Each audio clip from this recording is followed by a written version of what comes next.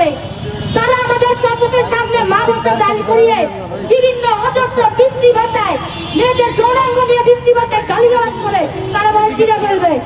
তারা এই দেশের নারীকে দাসী হিসেবে রাখতে চেয়েছিল। তারা চেয়েছিল পাকিস্তানি হানা বাহিনীদের সাথে সম্মিলিত হয়ে এই দেশের কোন ঘরে কোন মেয়েটা সুন্দরী আছে, কোন মেয়েটা যুবতী আছে, তাদেরকে ধর্ষণ করার বিভিন্ন প্রকল্প তৈরি করে এই দেশের মেয়েদেরকে দমিয়ে রাখার প্রচেষ্টা। এই গোষ্ঠী সেই সময়ে যে কাজগুলো করেছিলেন আমরা বাঙালিরা আমাদের মহত্বের পরিচয় দিয়েছি তাদেরকে ক্ষমা করে। কিন্তু আজকে আমি আপনাদের সকলকে বলবো এই কাহিনী ধারাবাহিকভাবে যে তারা চলমান করছে এটা ক্ষমার যোগ্য নয়। আমি মনে করি তাদেরকে বারবার ক্ষমা করা, তাদের এই কার্যক্রমগুলোকে প্রশ্রয় দেওয়া। মুক্তিযুদ্ধের সময় তাদেরকে ক্ষমা করা হয়েছিল, তারা আজকে রাজনৈতিকভাবে জোট হয়ে দাঁড়িয়েছে, তারা নাকি দেশের সংস্কার করবে, দেশের উন্নতি করবে। আজকে তারা এই উন্নতি নামে নারীদেরকে পতিতা বলে সম্বোধন করে। তারা নারীদেরকে কোনো সম্মানের জায়গার মধ্যেই রাখে না। তাদেরকে যদি আমি এই ঘটনার পরে আবার ক্ষমা করি তাহলে তারা যে পুনরায় আবার নারীদেরকে সম্মান করবে না, দমিয়ে রাখবে না। কেউ কি কথা দিতে পারবে? পারবে না। তাই আমি সকলকে বলবো এদেরকে কোনো ক্ষমার দৃষ্টিতে দেখবেন না।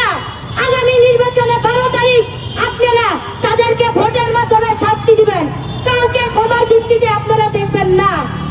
এখন আসি তাদের কর্মীদের বিভিন্ন কাহিনীর কথা। আপনারা বিভিন্ন বিশ্ববিদ্যালয় ভিত্তিক যে রাজনীতি হয় সেগুলোর মধ্যে আপনারা দেখতে পারবেন তাদের যে কর্মীগুলো আছে তারা কিভাবে মেয়েদের অপমান করে। তারা আমাদের সম্মুখের সামনে মা বলতে দাঁড় করিয়ে বিভিন্ন অজস্র বিশ্রী ভাষায় মেয়েদের যৌনাঙ্গ নিয়ে বিশ্রী ভাষায় গালিগালাজ করে তারা বলে ছিঁড়ে ফেলবে।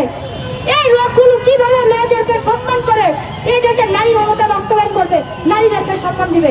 আপনারা কি বলতে পারবেন? পারেন না। তাদের বিভিন্ন নেতা কর্মী বিশ্ববিদ্যালয়ের মেয়েদেরকে বিভিন্ন ভাবে বুলিং করে, সেটা অনলাইনের মাধ্যমে সরাসরি ভাবে এবং গুপ্ত হবে। এভাবে তারা আমাদের দেশের নারীদেরকে দমিয়ে রাখার চেষ্টা করছে।